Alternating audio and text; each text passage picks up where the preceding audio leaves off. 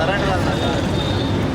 है मोदी, सरेंडर मोदी, नाम है मोदी, सरेंडर मोदी, ಧಿಕ್ಕಾರ ಧಿಕ್ಕಾರ ಬಿಜೆಪಿಗೆ ಧಿಕ್ಕಾರ, ಎಲ್ಪಿಜಿ ದರ ಹೆಚ್ಚಳಿಕೆ ಮಾಡಿರುವ ಕೇಂದ್ರ ಸರ್ಕಾರಕ್ಕೆ, ಧಿಕ್ಕಾರ, ಕೇಂದ್ರ ಸರ್ಕಾರಕ್ಕೆ ಧಿಕ್ಕಾರ, ಧಿಕ್ಕಾರ, down down BJP, down down BJP, down down BJP.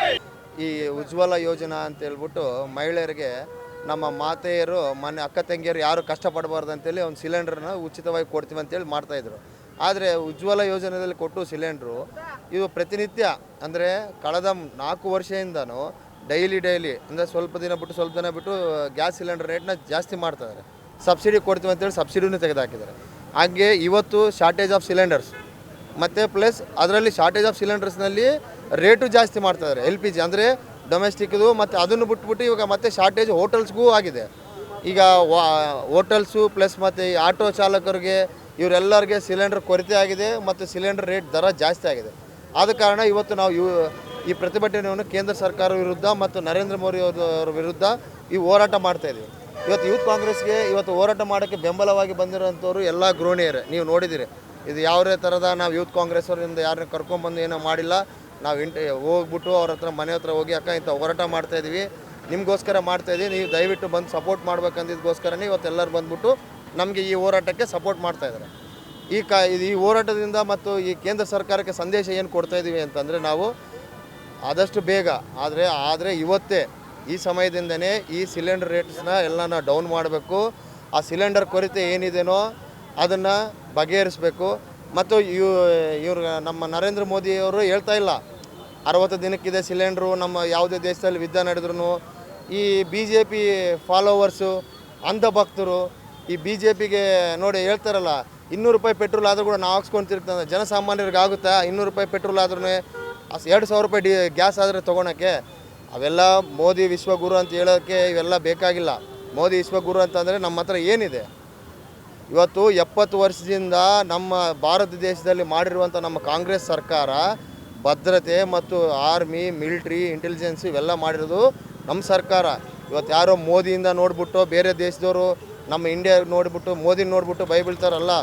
ನಮ್ಮ ಇಂಡಿಯಾದಲ್ಲಿ 70 ವರ್ಷದಿಂದ ನಮ್ಮ ಸರ್ಕಾರ ಏನೇನು ಮಾಡಿತ್ತು ಕೇಂದ್ರ ಸರ್ಕಾರದಲ್ಲಿ ಅಷ್ಟು ಭದ್ರವಾಗಿ ನಮ್ಮ ಭಾರತವನ್ನು ಕಾಪಾಡ್ಕೊಂಡು ಬಂದಿದೆ. ಮೋದಿಯವರು ಏನು ಮಾಡಿದ್ದಾರೆ 5 ವರ್ಷದ, ಈಗ 12ನೇ ವರ್ಷ ನಡೀತಾ ಇದೆ. ಅವ್ರು ಏನು ಸೋಲಿಸ್ತಿದ್ದಾರೆ? ಏನು ವಿಶ್ವಗುರು ಅಂತೇಳಿ ಇವ್ರನ್ನ ಮಾಡ್ತಾಯಿಲ್ಲ. ವಿಶ್ವಗುರು ಏನು ಮಾಡ್ತಾಯಿದ್ದಾನೆ? ಎಫ್ಸ್ಟೀನ್ ಫೈಲ್ಸಲ್ಲಿ ಹೋಗಿ ಸಿಗಬಿದ್ದು ಬೇರೆ ದೇಶಗಳಲ್ಲಿ ನಡೀತಿರುವಂಥ ಎಲ್ಲ ಧೋರಣೆಗಳನ್ನು ಅವ್ರು ನಮ್ಮ ಮೇಲೆ ಮಾಡ್ತಾಯಿದ್ರೆ, ದೌರ್ಜನ್ಯ ಮಾಡ್ತಾಯಿದ್ರೆ ಇವ್ರು ಕಾಂಪ್ರಮೈಸ್ ಆಗ್ತಾರೆ. ವಿಶ್ವಗುರು ಯಾವತ್ತಾದ್ರೂ ಕಾಂಪ್ರಮೈಸ್ ಆಗಿದ್ರಾ?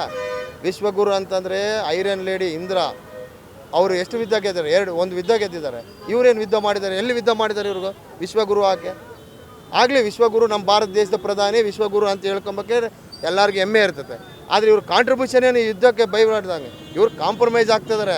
ಹಂಗಾಗಿ ಇವತ್ತು ಸಿಲಿಂಡರ್ ಕೊರತೆ, ಡೀಸೆಲ್ ಕೊರತೆ, ಪೆಟ್ರೋಲ್ ಕೊರತೆ, ನಾಳೆ ಇನ್ನೂ ಎಷ್ಟಲ್ಲ ಜನಸಾಮಾನ್ಯರಿಗೆ ಇದ್ರ ಒಂದೇ ಅಲ್ಲ, ಇನ್ನು ಮುಂಬರುವ ದಿನಗಳಲ್ಲಿ ಪ್ರತಿಯೊಂದು ಭಾರ ಆಗ್ತದೆ.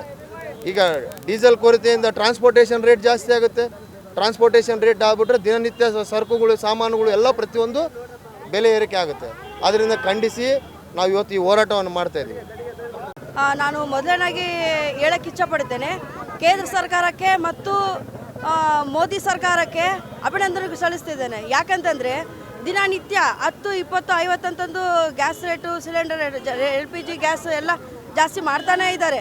ಇದರಿಂದ ಬಡವರಿಗೆ ಮತ್ತು ಊರು ಬಿಟ್ಟು ಊರು ಹೋಗಿರ್ತಾರಲ್ಲ ವಿದ್ಯಾರ್ಥಿಗಳಿಗೆ, ಅಲ್ಲಿ ಕಾರ್ಮಿಕರಿಗೆ ಭಾಳ ತೊಂದರೆ ಆಗುತ್ತೆ. ಮತ್ತು ಆಟೋದವ್ರಿಗೂ ಕೂಡ ಭಾಳ ತೊಂದರೆ ಆಗುತ್ತೆ. ನಾವೇ ಆಗಲಿ ಒಂದಲ್ಲಿಂದ ಇನ್ನೊಂದಲ್ಲಿ ಹೋಗೋದಕ್ಕೆ ಆಟೋನೇ ಬಳಸ್ತೇವೆ ಅಂತೆ, ಅದಕ್ಕೂ ನಮ್ಮ ಮೇಲೆ ಅದ್ರ ರೇಟ್ ಅಲ್ಲಿ ಹಾಕೋದು. ಮತ್ತೆ